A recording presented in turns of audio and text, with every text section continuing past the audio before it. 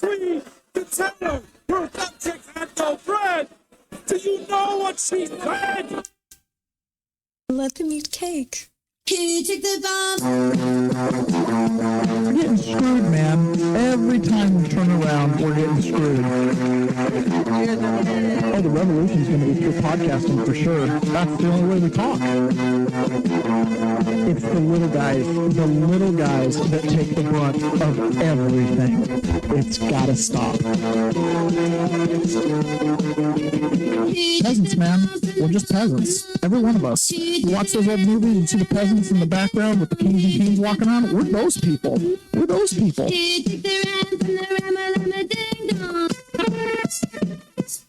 Good evening, switch it up, peasants. How are you guys doing today? We have a late podcast today because, unfortunately, we don't have generator backups. Yeah, Mother Nature. Yep, there's a huge windstorm in the Pacific Northwest last night, and it killed the power in the studio. So this morning we got in, no power, so we switched it up. So we're doing a little evening episode today, but it's a good location. They got the power up and running pretty quick. Yeah. There was a lot of outages last night, I guess. There's still a lot. Yeah. Yeah. Well, I'm glad my power didn't go out. Because I'm selfish. Well, most of Port Orchard and Bainbridge Island are still out. Is it really? Yeah. Oh my goodness, that's crazy. Well, all right. I wanted to kind of slowly, over time, systematically go through a couple of the essays that I wrote while I was in prison. So this is an essay I wrote while I was in the DC Gulag called "Who Bakes the Cake?" And a couple of these, and eventually I'm going to go get all my transcripts and records and kind of put together something. So right now it's all in my memory, but eventually I'll figure out which three it was. But they included three of my writings that I'll be reading on here at some point in my sentencing memorandum. So they don't have victim impact statements for this assault with a firearm, but they've got chapter 1, the introduction of Common Sense Applied Today, where I rewrote the book Common Sense Applied Today, right? They were very concerned about that. So this was one of the ones that they may or may not have included. And I want people to kind of get out in the weeds with us a little bit, because one of the things that you realize, like I realized going through this whole process, is the guy who booked me in prison in Missouri is the same guy who booked me out. Uh-huh. He's a Trump supporter. He's a conservative. Okay. He knew the whole dang time. J6 was kind of a fraud, right? Yeah. He knew that the people were behind J6. So, for example, let's just show this quick little snippet here, this little 13-second video. And on audio, there's nothing to this as far as sound. But this is, I don't know exactly where this is, but this is some hillside overlooking January 6th. Just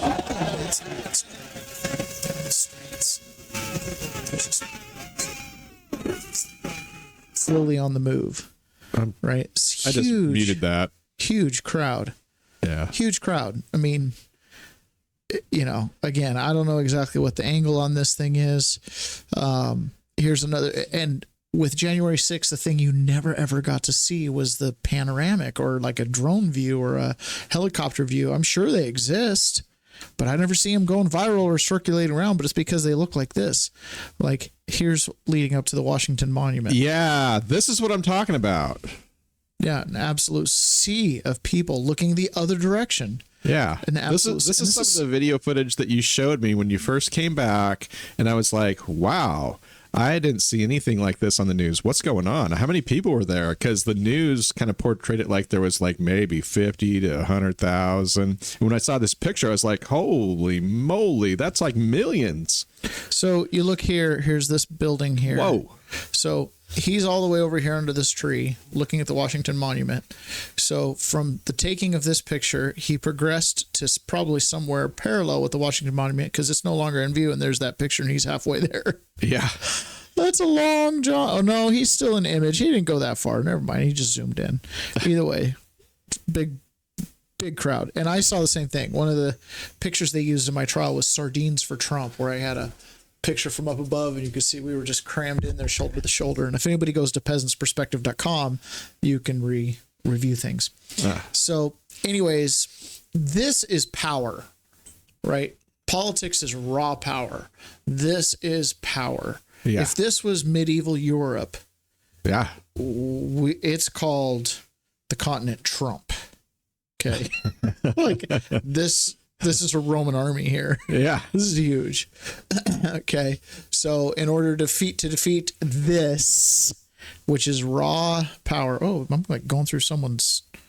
That's weird. This is just raw power. You've got to use all kinds of tech tricks and things like that to manipulate the masses. Yep. Because this right here, hey, come join me on January 6th. It's going to be wild. Yeah. And this is what shows up. Ooh, buddy. The barbarians are coming over the mountains. All right. So I want to read this essay because structurally, what the person who put me in prison is the person who let me out. And all it was a piece of paper. Yeah. It's a piece of paper that came in. That's what they put in the thing. I'm just the piece of property they got to keep inside, keep safe, keep healthy. And then when I left, oh, here's a piece of paper, cancels out this one. All right, out the door. Yeah. Right. So all of this smoke monster we call the United States government or whatever this is running off paper as if it's real and it can punch you in the face. Okay, or at least it feels that way, which is the wild thing. So you can put good, honest people as apparatchiks in this system to execute the paper. And here we are. I mean, it's like I felt like the last 4 years interacting with the United States bureaucracy and the Department of Justice. It was like I was interacting with a smoke monster with really big fangs in the form of the prosecutors that were after me. Right? Like, other than that, I was like, there's really nothing here. I was like, well, can I talk to the person who made this law? You know, good luck with that. Okay. All right. So this is Who Bakes the Cake? This was written on March 3rd, 2024. Often I get asked, what now? Or what can we do when discussing the perils and pitfalls that our country, society, and communities face? The current perils we face require something more than a mere Band-Aid bill or more than fiat money thrown at it. Many perils are baked into the proverbial cake. It requires us to examine the cake's very ingredients to see why it tastes so bitter. My suggestion is to examine the very words by which we bind ourselves and see if our misappropriation and misunderstanding has given us a national ingredient list that is quickly becoming unpalatable. Let us examine two words which most do not comprehend fully their significance: people and person. Black's Law Dictionary defines people as a state, as the people of the state of New York, a nation in its collective and political capacity, the aggregate or mass of the individuals who constitute the state. In a more restricted sense, as generally used in constitutional law, the entire body of those citizens of a state or nation who are invested with political power for political purposes. In summary, the people are the collective body of the people. Generally, the people are viewed in its larger sense, the collective, in whom all political power resides. However, a definition begins with a state. What does this mean? A state can mean a few things. According to Black's Law, in its largest sense, a state is the body politic or a society of men. Again, in another sense, that the collective is the state. But Black's Law also says a state is, quote, the circumstance or condition of being. So a being is also a state, as in a state of being. And I understand it kind of gets a little out here on the wordplay, but it's important to understand this because I believe our founding fathers understood this clearly. Ask yourself, are you at this given time in a state of being? I hope so. Who is reading this, if not a man or woman in a state of conscious being? It's not a stretch to say that you are a people among the people. You are one being, people who make up the people, the collective. Now let's look at the word person. It's important to know in all of Black's Law definitions of people and state, the word person is not used. You'll see why. It's because the people are alive. They are beings in the individual and collective state. Black's Law defines a person as, in general usage, a human being, i.e., natural person, though by statute, the term may include labor organizations, partnerships, associations, corporations, legal representatives, trustees in bankruptcy, or receivers. Scope and delineation of term is necessary for determining those whom the 14th Amendment of the Constitution afford protection, since this amendment expressly applies to the person. It goes on to say commercial law, an individual or organization, and corporation. A corporation is a, quote, person within the meaning of the 14th Amendment, equal protection and due process provisions of the United States Constitution. So to summarize, a person is both potentially a human being and a corporation, or just about any other non-living entity. The people are exclusively living beings. The persons are not necessarily living beings, but persons, corporations, and humans are equal. What does this mean? The founders made clear distinctions. For example, in the Fourth Amendment, it says the right of the people to be secure in their persons, houses, papers, and effects. They clearly understood the people as the being and the person as the corpse or body. There is a difference. Fast forward to the 14th Amendment, which reads, all persons born or naturalized in the United States and subjected to the jurisdiction thereof are citizens of the United States, of the state wherein they reside. Do you see the sleight of hand? It could have read all people born or naturalized, but instead, in 1868, all persons was used. And the labor union, the corporation, suddenly became equal to a citizen.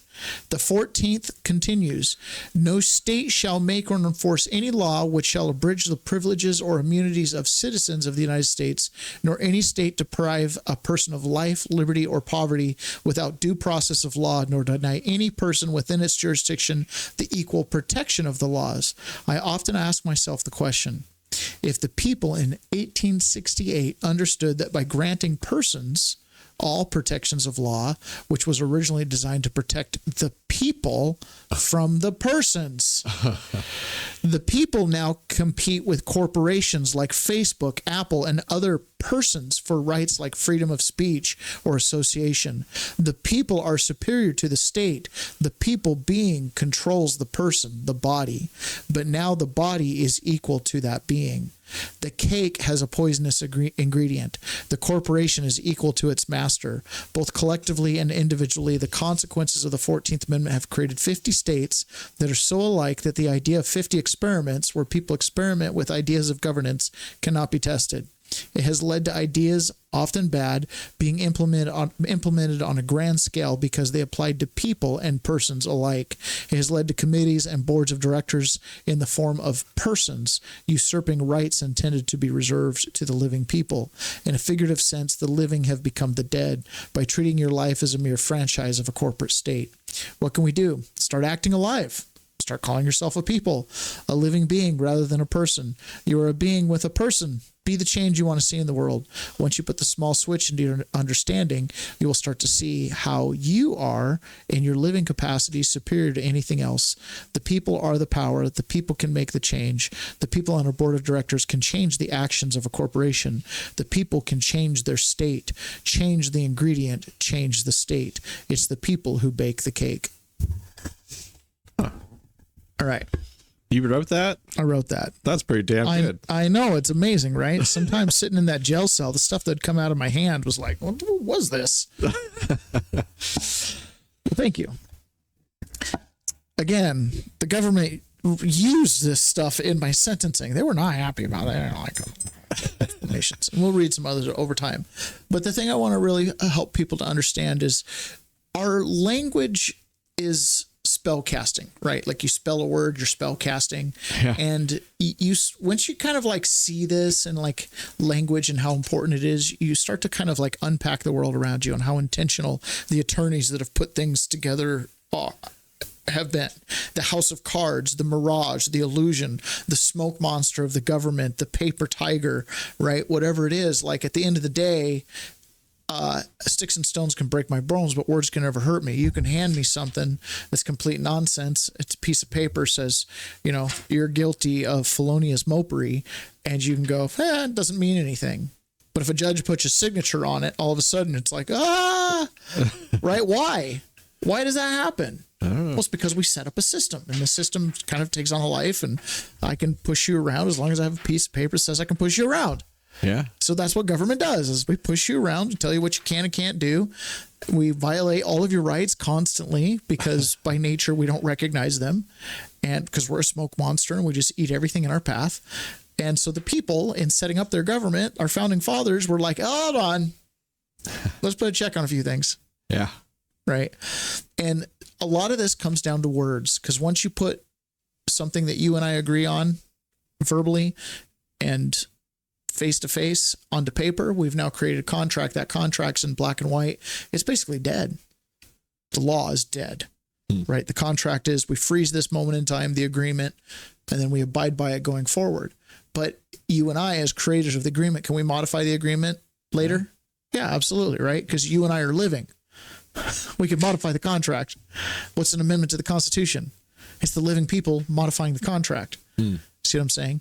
So all along the way, our founding fathers set up a check and balance system where a living person could check the law, because we don't all want to live under the law necessarily. Sounds real nice until you study the French Revolution. You're like, well, maybe we will include that pardon power for the king, just in case the law gets out of check and the judges get out of check and the checkbook is flowing.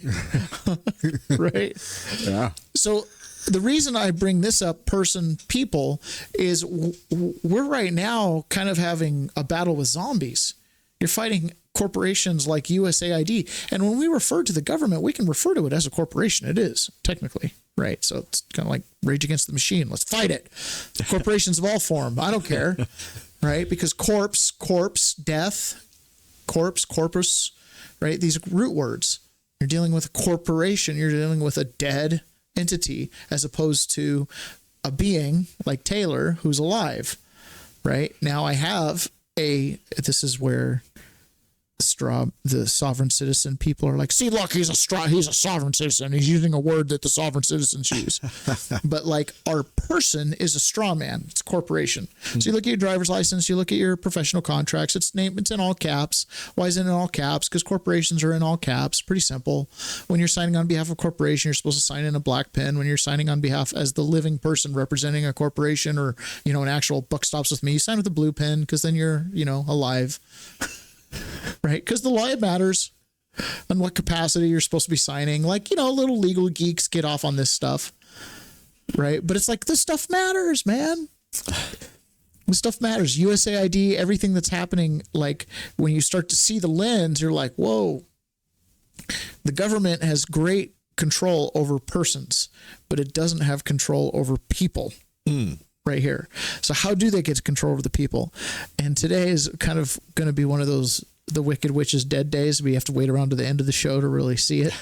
But this right here is just an interaction that's, I don't know, somebody has on the side of the road with some hater. So this person probably has like a Trump bumper sticker or something stupid, right? And I've met a few people like this. They're few and far in between. These people are way out there. But we're going to really dissect what this hater on the side of the road is saying. Okay. All right. We got to dissect it, because we got to see exactly the people that are just like, I hate all of your policies that make America great. Like all these people, they think like this. Okay. So this is a little road rage incident. If there's swearing in here, I apologize. Not my fault. Dad, I'm sorry. All right. We're able to be raised to help. Are you triggered? It's okay to be triggered. He's your president. Does it make you feel special to flip me off? It's okay. It's okay. It makes you special to flip me off because I like President Trump. It's okay. We all love you. It makes me feel good to flip you off because I get to let go some of my anger about at people who have manipulated and lied to you to make you feel like you have voted for someone who is going to do something for you, when all he is going to do is continue to lie to you. He's going to continue to steal from you, and he is going to continue to make people dumber. All right, now I know our audience is having a hard time believing he's talking about Donald Trump and not Joe Biden. Okay? He's going to keep lying to you. He's going to keep stealing from you. And there's this people that just believe that he's going to do something. This is great. This is rich. Less safe and less healthy. So I feel sad for you. I feel bad for you that you were manipulated by Fox News and people like Tucker Carlson and these Sean Hannity and these fuckholes. So that's why I feel bad for you. So good luck, take care, and fuck you. It's okay. Love you. Wow. Okay. You had to get it out. Total inverted world. Yeah. Total inverted world. And the thing is that he's been manipulated just like he thinks that the other guy in the street's been manipulated. Yes. Hello. You're all being manipulated. It's a complete and total upside down world that they live in. Yeah. Now, if I observe the world the way they do, the tangible world, then I would be right there with them, right? Like basically that's us the last 4 years. Yeah. Okay.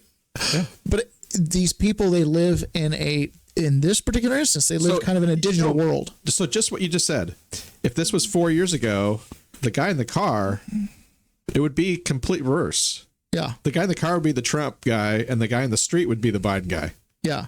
It's timing. Yep. Yeah.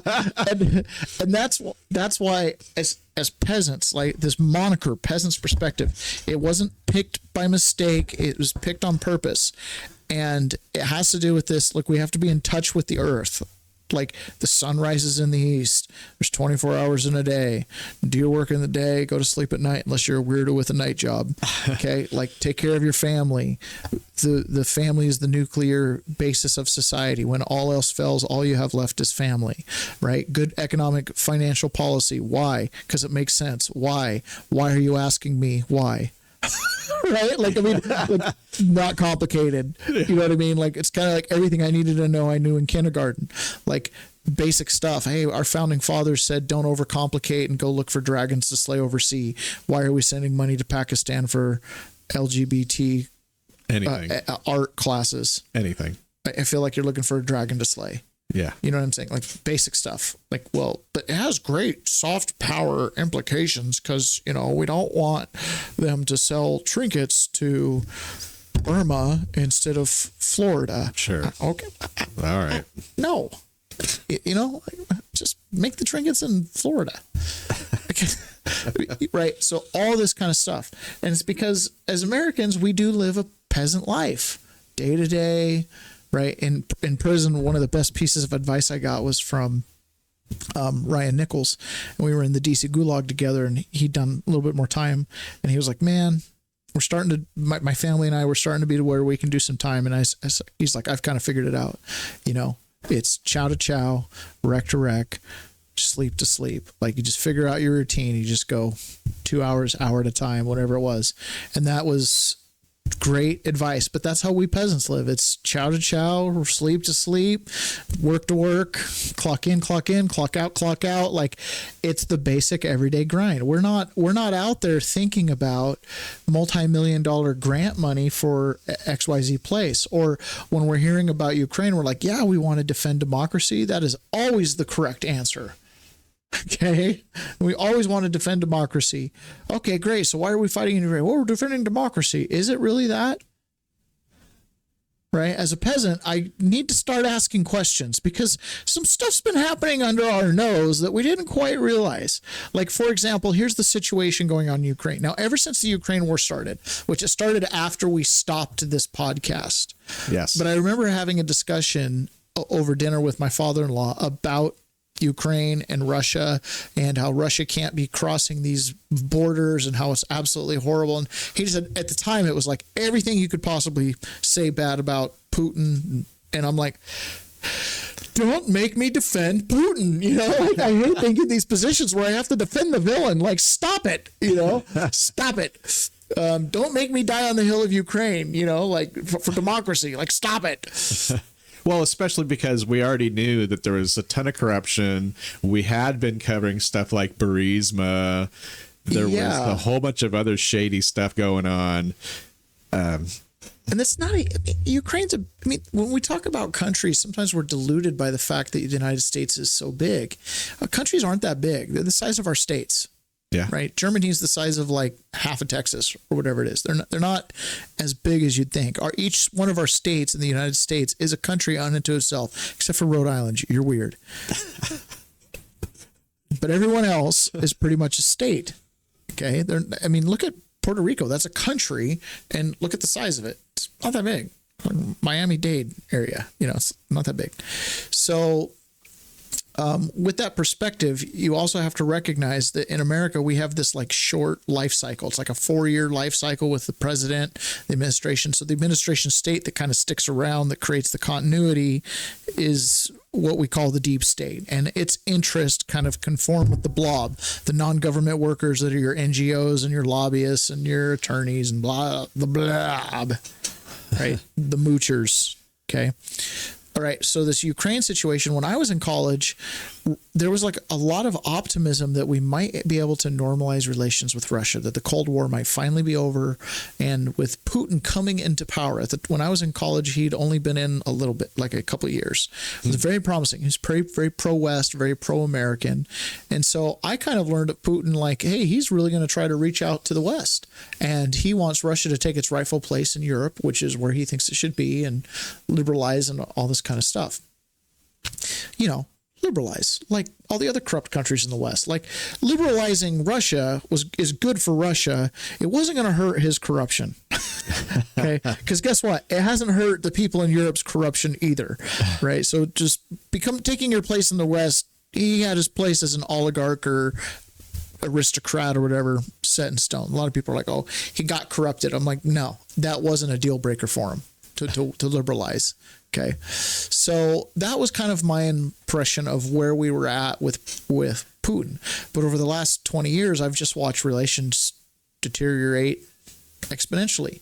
And I've never really figured out exactly what was going on the Russian side that was causing our relationship to deteriorate. Well, that's because of the news we're not hearing. So here we're going to hear, this is, what is his name? Is this an older piece? No, it's not that old, but he's a banker. He's talking at the Cambridge something or another. Anyways, he's a banker. I want to say it's Jeffrey Sachs or something. Anyways, he's going to talk about kind of the history, why it is we're in Ukraine. So we know a little bit about the Biden family corruption, Burisma, just this kind of cesspool of corruption that Ukraine is. But what does it mean for Russia? So that's the part that America doesn't know. So let's hear it. An attack by Putin on Ukraine in the way that we are told every day. Jeffrey Sachs. This started in 1990, February 9th, 1990. James Baker III, our Secretary of State, said to Mikhail Gorbachev, NATO will not move 1 inch eastward if you agree to German unification, basically ending World War II. And Gorbachev said, that's very important. Yes, NATO doesn't move, and we agreed to German unification. The U.S. then cheated on this, already starting in 1994, when Clinton signed off on basically a plan to expand NATO all the way to Ukraine. This is when the so-called neocons took power. And Clinton was the first agent of this. And the expansion of NATO started in 1990. So it's important for people to understand that politics is not always left-right linear, right? There's like left-right, top-bottom. It's really a sphere, so to speak, right? Mm-hmm. It's much more geometric. The Clintons and the Bushes were part of the same international uniparty cartel. They approached international politics the same. They were very unified. In fact, there's a really good argument to be made that domestic politics throughout their tenure was essentially just a smokescreen. They were rolling the same ball up the same hill. Same ball up the same hill. Yep. Mm-hmm. They were just two sides of the same coin. And really, Clinton did some more conservative things, and then Bush went and did some really liberal things like No Child Left Behind. Mm. Great. You know. All right. 1999 with Poland, Hungary, and Czech Republic. At that point, Russia didn't much care. There was no border other than with the Königsberg, but other than that, there was no direct threat. Then the U.S. led the bombing of Serbia in 1999. That was bad, by the way, because that was the use of NATO to bomb a European capital, Belgrade, 78 straight days to break the country apart. The Russians didn't like that very much. But Putin became president, they swallowed it, they complained, but even Putin started out pro-European, pro-American, actually asked maybe we should join NATO when there was still the idea of some kind of mutually respectful relationship. Then 9/11 came, then came Afghanistan, and the Russians said, yeah, we'll support you, we understand, to root out terror. But then came two other decisive actions. In 2002, the United States unilaterally walked out of the Anti-Ballistic Missile Treaty. This was probably the most decisive event, never discussed in this context. But what it did was trigger the U.S. putting in missile systems in Eastern Europe that Russia views as a dire, direct threat. In 2004-5, we engaged in a soft regime change operation in Ukraine. But in 2009, Yanukovych won the election and he became president, and in 2010 on the basis of neutrality for Ukraine. That calmed things down because the U.S. was pushing NATO, but the people of Ukraine on the opinion polls didn't even want to be in NATO. They knew that the country is divided between ethnic Ukrainian, ethnic Russian. What do we want with this? We want to stay away from your problems. So in February 22nd, 2014, the United States participated actively in the overthrow of Yanukovych. A typical U.S. regime change operation, have no doubt about it. And the Russians did us a favor. They intercepted a really ugly call between Victoria Nuland, my colleague at Columbia University now, between her. Okay, remember the names, remember the names, remember the names. Bongino's leaving, so we have to carry on that mantra. Remember the names. Victoria Nuland, what else is she involved in? I don't know. Russiagate. Okay. She's involved. She's the one who told us that Ukrainian had biolabs. She kind of blurted that one out to Marco Rubio. Yeah. She was the one that was responsible for the Steele dossier being created? She was involved with that. Yeah. So she's just in a circus of stuff. Yeah. Long predating this, post-dating it. She's been around forever. She's got that Eastern European desk at the State Department on lockdown, right? She's just kind of hovering all over the place. Anywhere she goes, a nation's being overthrown. Also, on this point about NATO and Russia changing their mind about everything going on, it would be kind of like, us putting missiles all over Europe would be kind of like China putting missiles all over China. And how would we feel about that? Or all over Canada? I mean, it is a problem. Yeah. We've covered this. Yeah. The bases, the soldiers, the training in the Arctic. Yeah. We're going to get to that next. Okay. Yeah, we're going to get to that next. And the U.S. ambassador to Ukraine, Jeffrey Piat, who's a senior State Department official till today, and they talked about regime change. They said, who's going to be the next government? All of this is to say, the U.S. then said, okay, now NATO's really going to enlarge. And Putin kept saying, stop. You promised no NATO enlargement. It's been, by the way, I forgot to mention, in 2004, Estonia, Latvia, Lithuania, Bulgaria, Romania, Slovakia, Slovenia, 7 more countries in the not 1 inch eastward. And then, okay, it's a long story, but the U.S. kept rejecting the basic idea, don't expand NATO to Russia's border in a context where we're putting in goddamn missile systems. Where did this start? 1963? No. Piece of paper. What's the piece of paper that started this? Oh, I don't know. It was the proposal that NATO expand all the way to Ukraine. Right. From 1992, right? With Gorbachev? No, it was Clinton. Clinton and Gorbachev, right? No. That Gorbachev's before. Okay. Okay.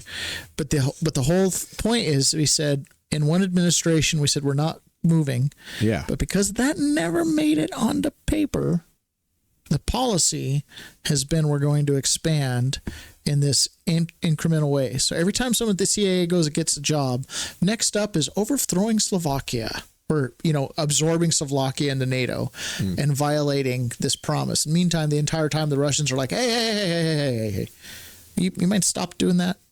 And they're like, we're honoring our treaties. What are you talking about? It's like, well, you're not supposed to advance. Well, that's not what our handbook says. Do you see what I'm saying? Yeah. And meanwhile, they're violating, like... I didn't realize that wasn't on paper.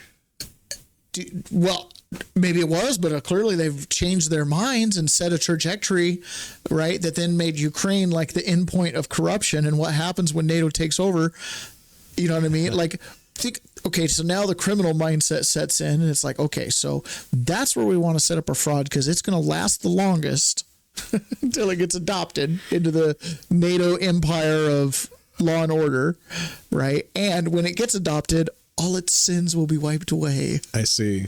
Okay. It's just, you know, the logic, the internal logic of it.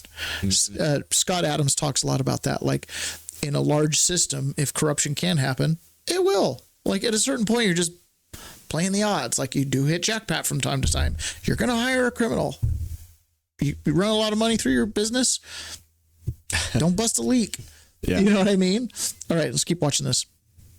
After breaking a treaty, 2019, we walked out of the Intermediate Nuclear Force Treaty. On December 15th, 2021, Putin put on the table a draft Russia-U.S. security agreement. You can find it online. The basis of it is no NATO enlargement. I called the White House that next week after that, begging them, take the negotiations. Putin's offered something, avoid this war. Oh, Jeff, there's not going to be a war. Announce that NATO's not going to enlarge. Oh, don't worry, NATO's not going to enlarge. I said, oh, you're going to have a war over something that's not going to happen? Why don't you announce them? And he said, no, our policy is an open door. This is Jake Sullivan. Our policy is an open door policy. Open door for NATO enlargement. That is under the category of bullshit, by the way. You don't have your right to put your military bases anywhere you want and expect peace in this world. They turned down the negotiations. Then the special military operation started. And 5 days later, Zelensky says, okay, neutrality. And then the United States and Britain said, no way. You guys fight on. We got your back.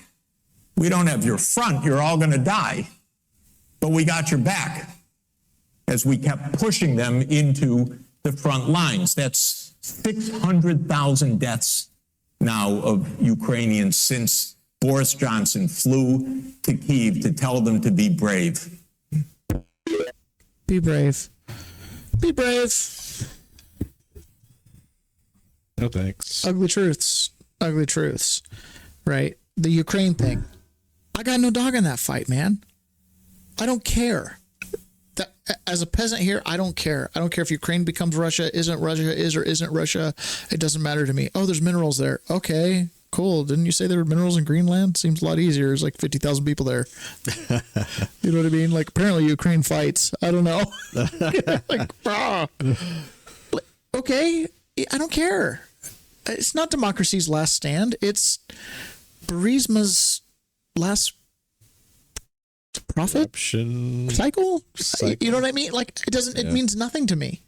So, but this is why, you know, Russia's serious.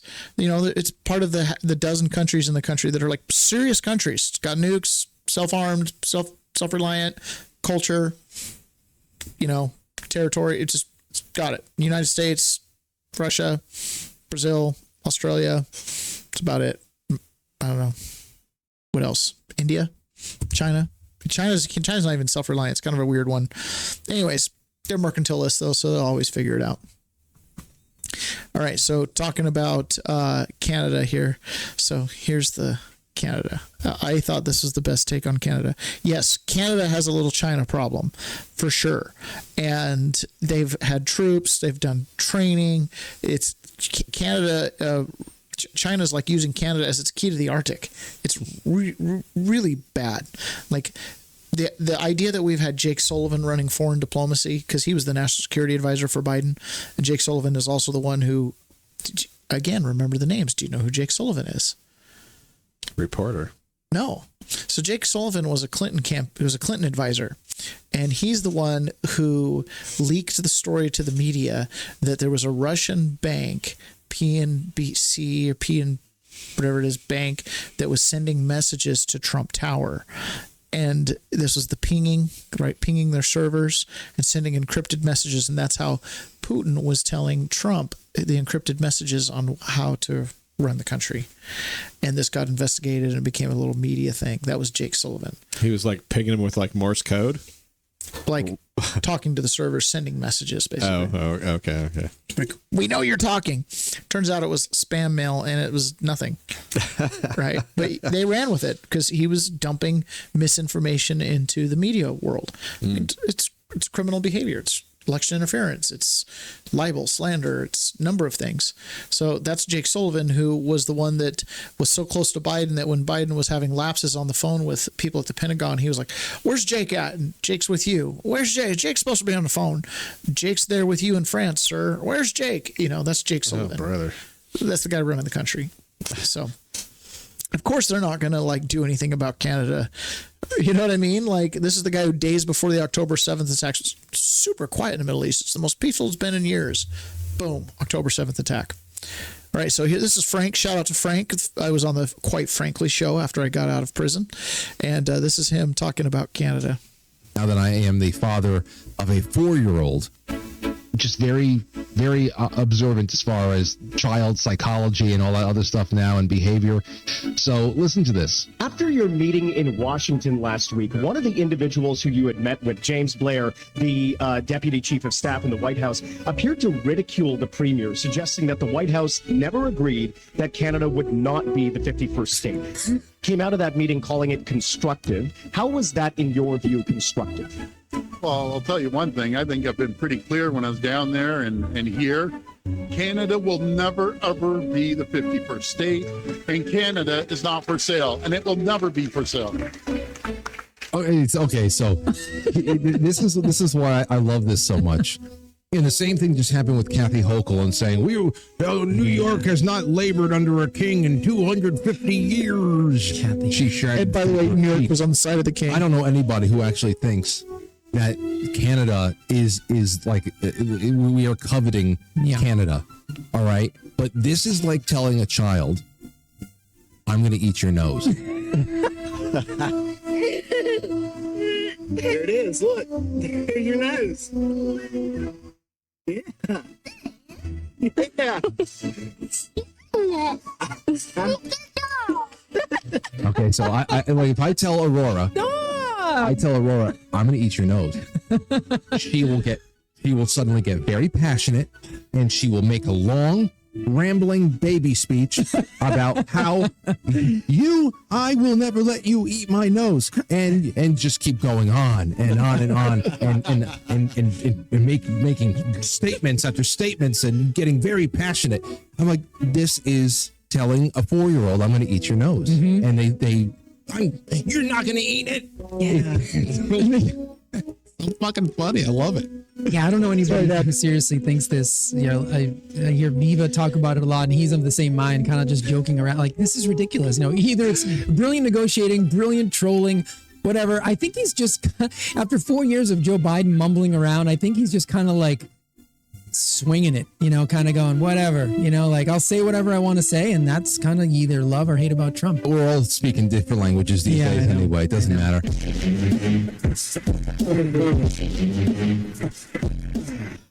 I think we make Mexico 51 and Canada 52.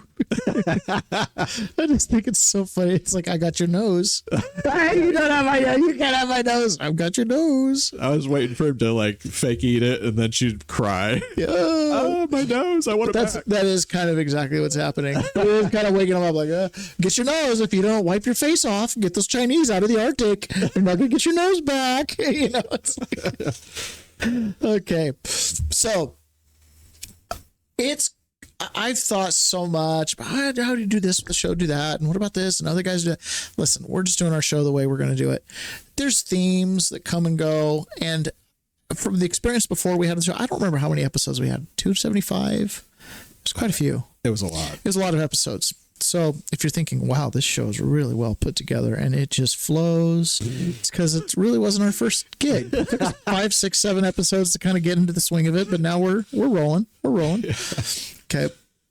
So there's some big themes, and obviously my life was really affected by the whole 2020 election outcome and the Biden regime and the whole prison thing and the weight of the federal government coming down on me through the form of a federal indictment, all that, right, over the last 4 years. So I'm really sensitive to kind of the whole, when Trump came down the golden escalator and the administrative state, the deep state, and the blob all mobilized against him.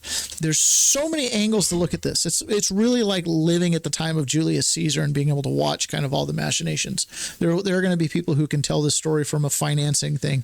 Where did the money come from to both candidates, back and forth? There are people who tell the story from the geopolitical angle. How do the international politics weave in and out of this and affect the election? And then you're going to have, what did the deep state do, which is really going to be the interesting story as far as like censoring the Hunter Biden laptop, the possible issues with election machines, the possible funding of campaigns against whatever. Who gave Mark Zuckerberg the brilliant idea to spend $400 million on Zucker boxes in Democratic areas, right? Like, who gave him that idea? Is there a .gov website that by chance was like, hey, I have a great idea, Mark. I know you were looking for some charitable. Man, I got hiccups. I know you're looking for some charitable ideas. How about some drop boxes in Wisconsin? Well, who gave that Bitcoin kid all the ideas about where to put all his money? Remember that guy? Bankman Fried? Yeah.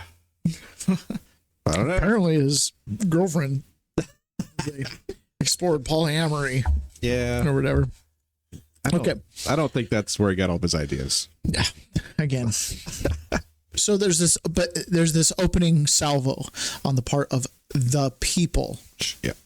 Because up till now, the persons have been running elections just fine. Listen, if wealth is a measurement for virtue, Facebook and Apple and General Electric and Ford, I mean, these they're $1 billion business. I mean, yeah, they can buy votes. Yeah, they can mobilize the unions. Yeah, they can work lockstep with political regulators and things like that to create, if not monopolies, but you've got these duopolies and triopolies and things like that. Like, okay, they're down. They've figured out the game.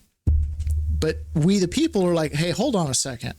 When the motor company and the union and the government are all telling me to fork over some IOUs to bail them out, but then my factory's closing in 6 months. Why am I bailing them out? Do you see what I'm saying? You know what I mean? Like, the people are like, I'm competing with the person. Well, these persons in the form are of those alive. Corporations, right? So that gives rise to a kind of more left-wing populism. And then on the right-wing populism side of things, we're looking around going, man, when I need welfare benefits, I'm stuck with it, right? Because I have a nuclear family and they're telling me I have to work. But my buddy over here who's not married to his wife was shacked up with her, right? He's drinking the milk for free, isn't paying for the cow. His wife's getting $1,000 a month in food benefits for her baby, and baby daddy is nowhere to be found. You know what I'm saying? So it's like, why is it not treating me equally? And that gives rise to a populism on wanting accountability and stuff like that. So we are definitely in a wave of populism. It's always latent anyways.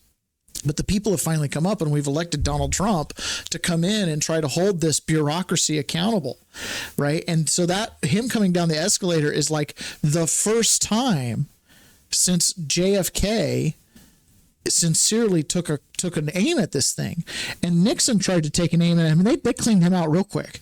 But you know what Richard Nixon's parting words as he left office was to his staff? Mm-mm. He was like, "I was proud that there were no accusations of graft." Okay. Why weren't there? So Nixon's whole thing for running was to come in and clean up the bureaucracy. It was to clean up Washington, right, and to end the corruption. So his cabinet was largely clean of financial scandal, if not completely. I've never heard of one. Okay. But he wanted to eliminate the graft in government. Does that mean there was no graft, or they were just better at covering it up? I'm going to say in Nixon's cabinet, now again, I've never heard of one, there was no graft scandal for them to explode. So they exploded a weaponization of the FBI scandal. And you know what I mean? Weaponization of government scandal. But he was proud of the fact that he held his government, his administration to a high standard. There were no accusations of graft, which there had been, in all the previous ones and all the ones after that. But think about it, knowing what you know about USAID and the graft and how that's used for soft power and military intelligence and all these programs and blah, blah, blah. And you're like, okay, we're going to eliminate graft. And they're like, take them out. Take them out. Right. Because who's going to sign on these programs? Sign on all these programs. I'm just injecting that into the story there. But think about it. There's all these strings that are that weave the sweater that we're observing, that the straw man, so to speak, of what makes up the deep state, this amorphous blob that kind of moves. And Trump coming down that escalator was the first salvo of the people back to push back. So we lived through the first 4 years. We lived through the next 4 years with Biden, where we really saw the administrative state run itself. Because clearly, from what we're hearing from all the reporting, is Biden wasn't running much, right? I believe that. So the administrative state ran itself, and what did we get for it? Right? So people made decisions all along the way. So this right here is this Miss Moynihan? I can't remember. Oh, no, this is the editor from Breitbart. And she's being talked to by Elise Stefanik, and she's being asked about the Hunter Biden laptop in the lead up to the 2020 election. So I have a confession. Elise Stefanik is my political crush. Wait a minute. What about Bartolomo or whatever her name was? I can have more than one crush. She's my mainstream media crush. Okay. So Elise Stefanik was the first non-Donald Trump politician that started calling the January 6th hostages.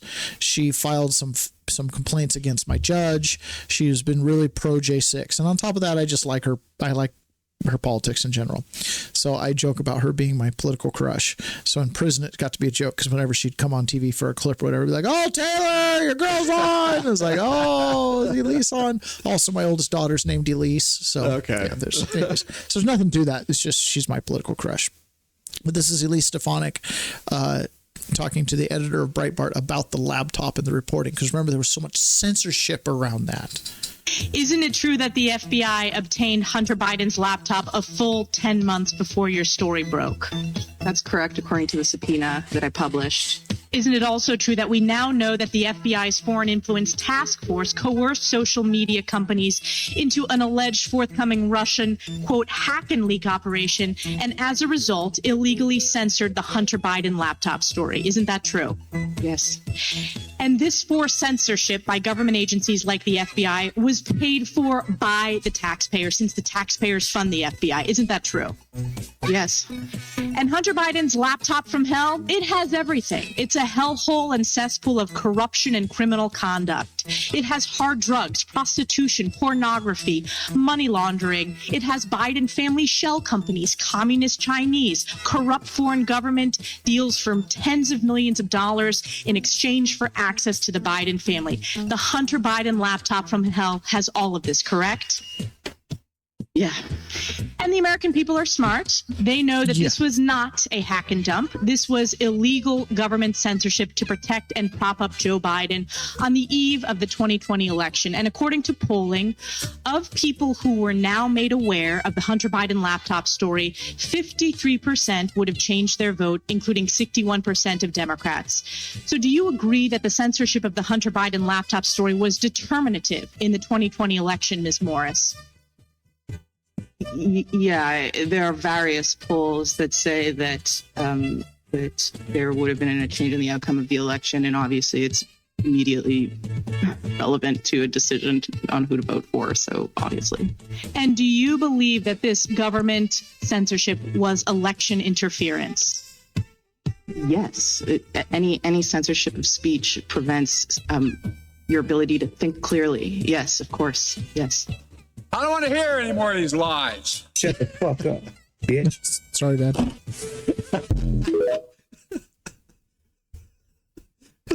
Could be a lot of sorry, Dad. This is a clean show. This is a clean show. Only Ron swears, Dad. I swear. These are his clips. He sent these to me. I'll own it all. Okay, like one of the things I've made this observation is that you can like rattle off all these scandals over the last half century, and then it's like, well, where's the accountability? Like, I don't know. Freedom of speech is the part of the First Amendment because it's the first protection you have against tyranny, government corruption, infringement upon your rights is speech, right? So to censor speech directly relevant to the candidates and their viability by the FBI. So who picked the winner? And this is before we get into any ballot issues. Right. This is right out of the gate. Right out of the gate. Yeah. Right out of the gate. Yeah. Right. When Donald Trump had the assassination attempts, and they're like, "Oh, don't worry, the FBI is on it." It's like, well, my thought was when they were talking about, well, 51% or whatever the percentage was of the Democrats would have changed their vote, and my immediate thought was, I wonder if they still would have won. You know, because there was just so much corruption going on and so much fake ballot. You know what I mean? Yeah. 80 million votes. Uh-huh. Where are the votes? Started. But that really is why, like, looking at that, it's like we have to get to the bottom of that. Like, we know that Anthony Blinken is the one who kind of coordinated those 51 intelligence officers to sign that letter, right? And it was signed off by Gina Haspel. Like, there has to be accountability for some of that stuff. Like, that's election interference. Wrong. Mm-hmm. Yeah. But then I could see, but any October surprise or any Oppo research could also be election interference. It's like, yeah, but usually it's not put out there by the CIA and the FBI. I really love how 4 years later, when it doesn't matter, they're just like, oh, yeah, that's what we did. Oh, yeah. Yeah. Oh, yeah. Well, it's like James Comey. Well, the White House was disheveled, so we just figured we'd send some agents on over. It's like, we just figured your rights don't matter. Yeah. That is one of the mind-boggling things of all of this, is this concept of rights, this thing we hold so dear. And we, the people, in our capacity as people, have been very negligent of our rights, and we've allowed them to really slip away. And some of it's in our language and how we use certain words. Like, for example, when you go get a driver's license, everybody can do this. Pull out your driver's license. It says resident. But you notice the 14th minute says citizens of every state. So you're not actually even a state citizen. You're a state resident. You're a citizen of the United States government. So they kind of took our state citizenship away, which is why the state can take in illegal immigrants and give them a driver's license because, oh, you're a resident. And the census comes around and it picks it counts the residents because a child is a resident. They're not quite of age and have the right to be, you know what I'm saying? Like, it just becomes so manipulated. Yeah. So we, the people, have to start becoming really aware of this. Yeah. Also, on this same tip is why when you look around at all these gun laws, but then you go back to the Second Amendment and it's like, shall not infringe. It's like, how did we get all these gun laws and why do people keep proposing them? So I'm You know what I mean? absolutely convinced. Yeah. How did we get here? Yeah. I'm absolutely convinced that what Donald Trump is going to do with the executive branch of government at this point is going to be so much deeper than anything I assumed. I think they're going to go deep into the bureaucracy, and they're going to merge agencies, and they're going to slash. I think they're going to root and stem it, man. The fact that they put Kash Patel and Dan Bongino over at the FBI, holy smokes. I was sitting, it must have been yesterday, maybe it was this morning, doesn't matter. I was just sitting, just thinking. And my wife was like, what are you thinking about? And I was like, they put Dan Bongino at the FBI. I was like, they're going to do it. They're really going to do it. They're going to clean that place out. Right. So talking about the video we just watched, you got the Hunter Biden laptop. It's a fact. It's just not disputable. Yeah. It's just not disputable. But when the FBI came to my house the other day to return my property, one of the FBI agents in conversation with my wife was like, well, but people who went on January 6th, they did go to stop the peaceful transfer of power. He said it. He said those words. It's like, do you see those crowd sizes? You think that's what they were really all there for? Uh-huh. Right. And I'm like, do you know how deep you're going to have to go into these bureaucracies to get rid of that kind of rot? It's like the new guy that's taking over, right? For the guy that's being shipped out. Anyways, that's sheesh. But you know, and the ATF being combined with the FBI now, with Kash Patel being sworn in as the ATF director, that's cool. I was actually thinking about this and talking with my wife about it, and was I was honestly kind of concerning myself, because I was like, wow, if they really rip out a bunch of departments, I mean, they need Congress to do that. But imagine if they really did strip down government like they wanted to, what would America look like? What would the administration look like? Would this look like, you know, the early 1900s? Would we, I mean, if the IRS went away, would we go back to like a 2% tax rate? I mean, what would America even look like? Would we even want to live there? I mean, I was like starting to get nervous a little bit. I look at Donald Trump's speech in the RNC, which I got to watch from prison. He says that America needs to raise her expectations, right? And that's how I feel about that stuff. Like, what if we go to a lower tax rate? What if? I think the answer is this podcast. The answer is, let's create our futures. That's what was amazing about the 1800s in the United States, was industrialists created the America that we're living in, right? We live in an America that was created by the eccentrics like Howard Hughes, who envisioned airline travel for mass transport. So we're living in a thinking about America as the new frontier right now. Yes, we should be thinking about AI and how it can become a tool for us. We don't want technology to run our lives. We want to create technology to serve us, right? AI, space travel. There's so many things that are open to us. The federal, just lands. You know, the idea that we're crowded is like, get out of your city. You know, there's plenty of room if we just used our resources better. And with the framework of the Constitution and the government that we have, you know, your imagination is your only limitation. Yes. And so that's what's great about men like Elon, is they've lived in this world without a box. And to see him up there and being like, hey, let's, you know, instead of 430, how about 99? How about 15? How about 50 agencies? You know, like, even if you create sub agencies, great, but let's put a person in charge of these things. Yeah, and make sure that they serve the people. Yes. Let's not hide billions of dollars of money into an agency that has no press coverage or there's no interest in it. You know what I'm saying? Like, there's just a million things that make more sense in our modern era, rather than putting retirement records in a limestone cave because a piece of paper tells us we have to do it. Yeah. You know what I mean? Let's honor our humanity and honor our agreements with Russia, rather than getting hung up on some white paper that was adopted by the NATO, and now just generation after generation of State Department employees advancing towards NATO and World War III. Does Russia have anything similar to NGOs or USAID, or do they just do whatever they want? Are they just balling? I'm sure they have whatever. It's like, there's, you know, Gorbachev over there. He runs all the garbage collection in the country. So just talk to him or his cousin Guido.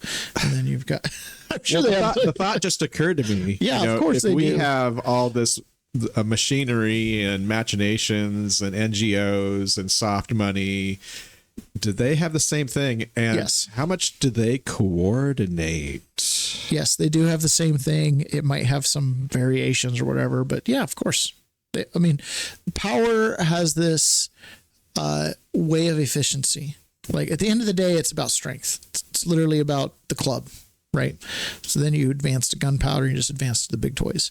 But at the end of the day, power has a certain way of like, okay, if the international monetary system allows it this way, then this is how we're going to do it, because that's the only way you're going to transfer big funds is through NGOs to get through the SWIFT system or whatever. Does that make sense? Yeah. So yeah, of course they do. Of course they do. That's how they interact with the system, is primarily through probably these like random NGOs. Like I'm sure a bunch of the stuff that's going to NGOs in Mongolia is really just being funneled into China and Russia. You know, surely. Yeah. All right. So this right here is Data Republican off Twitter. She's talking with Glenn Beck, and she's talking about USAID. And this is one of these things we need to just heads up on this. This is a generational fight. This is big. This is big time stuff. And we need to become aware exactly what it is we're looking at and how much it's been weaponized against we the people. Are we going to be able to stop this? Because I know there's more levels to it than what we're showing from your research now. All the globalists, and I don't really like that term globalist, but anyway, well, it doesn't matter. But they all emphasize this censorship and this secrecy. And the reason why they're offended is because their power depends on people not knowing what they're doing with their money. And so that is truly censorship. Because I think if actual Americans understood what they were doing with our money, and that they were actually setting up their own government and actually ignoring what real people wanted to do, we would be so upset. Because the reality is that these people have a government unto themselves that they've created with these NGOs that they run separately from us. And the reason I'm doing this interview is because I want to promote the knowledge to the public that these people operate in different vocabulary with different rules, and they have made their own government inside ours with our money. Okay. Are we going to be so a different government with a different vocabulary? This is going to be one of the themes that we're going to explore over and over again. And I want to show you exactly how extreme I believe this vocabulary is. Ketanji Brown Jackson, who is she? She's the attorney that was nominated to the judge. Yes, Supreme Court, Associate Supreme Court Justice. Yes. So when she was doing her nomination hearing, she was brought up and she was asked by Marsha Blackburn, what is a woman? Okay. I remember that, and she couldn't answer it or wouldn't answer it, or there's always an inversion of things. There's black and white, there's honored, there's dishonor, there's living, there's dead, there's free, there's slave. When it comes to the law and legal, there's this dichotomy. There's an exact bifurcation. There's a maxim of law that says that which is legal is not lawful, and that which is lawful is not legal. Okay? So in order for something to be legal makes it you're able to do something that is apparently not lawful. Hey, is what you're doing legal? Because it looks like you're trespassing. Oh, that's totally legal. I'm from the county here. I'm just here to examine your septic system. Oh, okay. Yeah, so I can legally be trespassing, which is normally not lawful. Get it? Yeah. That which is legal is not lawful. That which is lawful is not legal. So when you have to get a driver's license is permission to do that which is normally not lawful or legal, right? To drive, that's because your right to drive is not lawful. There's a whole, anyways, we can get a whole, there's always this language, words. Okay, so Ketanji Brown Jackson gets asked, what is a woman? She's auditioning to be a Supreme Court justice. A Supreme Court justice is going to deal with what? That which is legal. So in the context of legalese, you do not have man or woman, you have persons. And persons might be cloaked in flesh and blood, or they might be cloaked in shares. Okay. Corporation. And I have to treat them all the same per the 14th Amendment under the law. So I don't distinguish between a man, a woman, a transgender, or anything. You are simply a legal entity. You're an all caps entity. So when Miss Blackburn asks Ketanji Brown, what is a woman? And she goes, well, I don't know. I'm not a biologist. I can't tell you that. From a legal perspective, it's irrelevant what a woman is or is not. That is a question for biology. Does that make sense? That should have been her answer. If she could have articulated it that way, sure. Yeah. But to a legal scholar, they'd be like, yes, that's very smart. You're right. The sun does not rise in the east because we don't actually know what planet we're on. She's in that other language thing. And through that other language and that other government that they've set up, that legalese, which is the paper, right? Like what kept me in prison was literally just a couple pieces of paper. Literally a handful of pieces of paper was all it took to incarcerate me and rip me away from my family. And that legalese, you're not a man or woman. I wasn't a father. I wasn't anything. I was just 29838-509. That's all I was. What is a woman? I don't know. Doesn't matter. That's where we're at as a country. Our country doesn't view you as a man or woman. It views you as a citizen. And according to USC 18, a citizen is a vessel of which the United States is complete and total dominion. So you're a vessel. Right? So all this plays in for my New Testament friends, you know, when Jesus says, no, you're not, you're a vessel of God. He's literally saying to them, you're not a citizen of Rome. You're not a member of the tribe of XYZ. You're just son of man. You're just son or daughter of God, and your vessel belongs to God. It doesn't belong to them.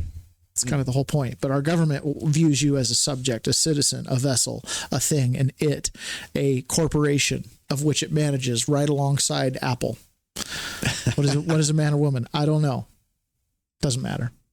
It's just an all caps name, and there's a legal matter before me. I'm just going to examine the law. So we have to become very wary because they've set that up. So now that Donald Trump, as a representation of the people, is now put in charge and he's digging deep into these bureaucracies, he's finding out, we're just supposed to roll out the red carpet for you and do all the pomp and circumstance and have these big state dinners, but you're not actually supposed to care what happens at USAID or you're not supposed to care what happens deep in the bowels of the budgeting of the Department of Education, right? And they're coming after it. I love it. Do you remember Alexander Vindman? I do remember that name, but I don't know. Okay, so this is Alexander Vindman. Alexander Vindman was a part of the Trump-Ukraine impeachment. He was a lieutenant colonel that was working with the United States that was over in Ukraine with the State Department, and then they offered him the position to be the defense minister in Ukraine. Yeah. And people were like, isn't that like treason or whatever? He's like, well, I turned down the job. It's like, how did you get in a position to be offered it? Right? And it's like he's with the State Department, which probably means he's intelligence of one form or another. So he also has a twin, which is a little unusual. Sometimes you'll see his twin out there. But he ran for Congress in Virginia and won, which is like, oh my gosh, this is like Dan Goldman. It's another one of these, like, I mean, it's like an Adam Schiff. You know, I mean, this guy's already like completely compromised himself. He's honestly on like the indictment target list. His wife is super upset because she didn't get a pardon from Biden because he's just got his name all over problems. You know, he was the one who came out along with Schiff like, yeah, you said quid pro quo. No, I didn't. With the Ukrainian phone call. All right, he made it to Congress. He's on TV. They're giving him a bunch of credibility. We have a role in Congress, an oversight role, and I am demanding that they provide answers to why they fired qualified, capable individuals that are serving in apolitical roles, and what are their criteria for hiring the replacements. That's what I want to know. Congressman Vindman, Julia Yaffe, this is such an important piece. I'm going to talk about the JAGs, as you referenced a little bit later. I'm going to talk to General Hertling about it, too. And it's a story I hope people pay close attention to. So you know, and it's so important to understand. We have a role in Congress, an oversight. They're firing people. Now, granted, he is in Virginia. I'm sure some of his constituents work in the, District of Columbia industrial complex. But this guy... why do we let these people just come back around? How is it possible that in his campaign they didn't run everything that he did involved with the Ukraine impeachment and just his lack of credibility? Even if I was a Democrat, I wouldn't want to vote for that guy because he's a known liar. You know what? I'm ashamed that I don't remember this guy, and I'm thinking that maybe we need to start a wall of shame. A wall of shame? Yeah, just up here on the wall, just put up people's faces. All the people that Bongino has like the worst people in media or whatever. Yeah. So this next clip, and we're going to kind of wrap the show up with this. Remember at the beginning, the guy having road rage being like, you believe all this stuff? Yeah. It was like absolute projection, man. Like when the Mark Twain things, it's easier to fool a man to convince him he's been fooled. When you finally are convinced you're fooled, you're going to be like totally black pilled. You're just going to want to like crawl up in a ball. You're going to become like super motivated to activism because you're not going to believe how much you were lied to. You flip someone off because you believe that nonsense. Well, hopefully about half of America's Democrats are in that camp right now. Yeah, hopefully. All right. Yeah. So Joy Reid. Oh boy. Cable's biggest racist. She's probably a great person though. She's probably not racist, but people say that allegedly. People say. All right. So she had that show or has a show on MSNBC called The Readout. And I don't watch MSNBC, but when we were in prison, we'd flip to the channels. At 6 p.m. we had News Hour. So I'd control the remote and we'd flip to the channels, and during commercial breaks on Newsmax or Fox, we'd flip to CNN or MSNBC. And dude, Joy Reid was the vile things that other inmates would say about this woman when she'd get talking. These are not super complex political nuance people. They were like, she's lying, that blankety blank blank, horrible stuff. But this woman just got on TV night after night and just spun this world of delusion. I mean, it was Rachel Maddow, but with a flair of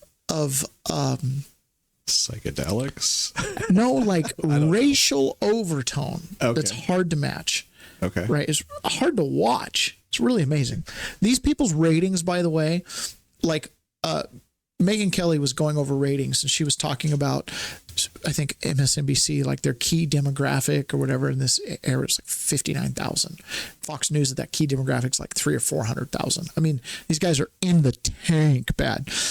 But all of this is a long way to say bye-bye Joy. She's fired. Okay, she's fired. So here's a quick little live. We do have a fascist groundswell in parts of this country, mainly among white men. Let's be clear. He calls himself Big BALLS. The racist tomahawk chop, the gesture and chant promoting stereotypes, caricatures, and frankly, hatred of Native American people. Sports commentator turned right-wing political commentator Clay Travis called for Trump supporters in New York City to try to get seated on the jury and then refused to convict. That is openly encouraging jury tampering. Similarities to what happened in Germany and what's happening now in America are just undeniable. History may not repeat verbatim, but it sure does rhyme. Twitter now is useless to me. By the way, that's under this. Putin and Elon. That's on the auspice that Trump is Hitler, right? That scenario, not the way that we talk about it. A far-right dictatorial regime like Hitler's Germany or Franco's Spain or Mussolini's Italy. Vice President Kamala Debbie Harris, she's about to make history. This really was an historic, flawlessly run campaign. Queen Latifah never endorses anyone. She came out and endorsed keep Hitler out the White House. Hitler, White House, we keeping him out. Restoring the name Fort Bragg sure looks like an attempt to resegregate the military. It's a right-wing fantasy land. Okay. Out of control. I got to tell you right now, I've never seen her. I don't know who she is. Oh, bro.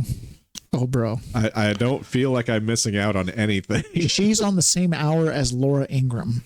I don't watch that either. That's fine. Right. I don't encourage anybody to watch any of these. Okay. But what I'm saying is when you talk about the tell-lie vision, this is bad. This is what they were putting on in prime time, man. Prime time.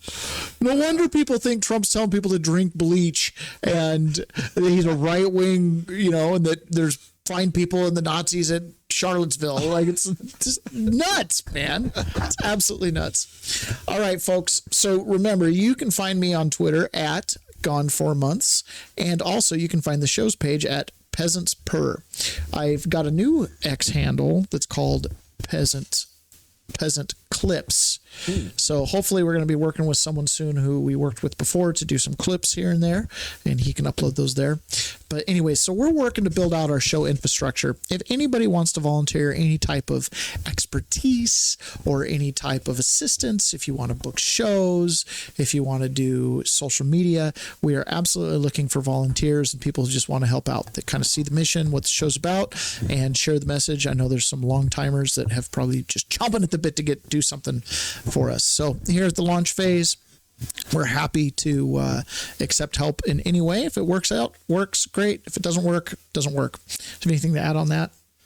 J6ers, if you got a story you want to share, we'd love to share it, even if you want to be anonymous.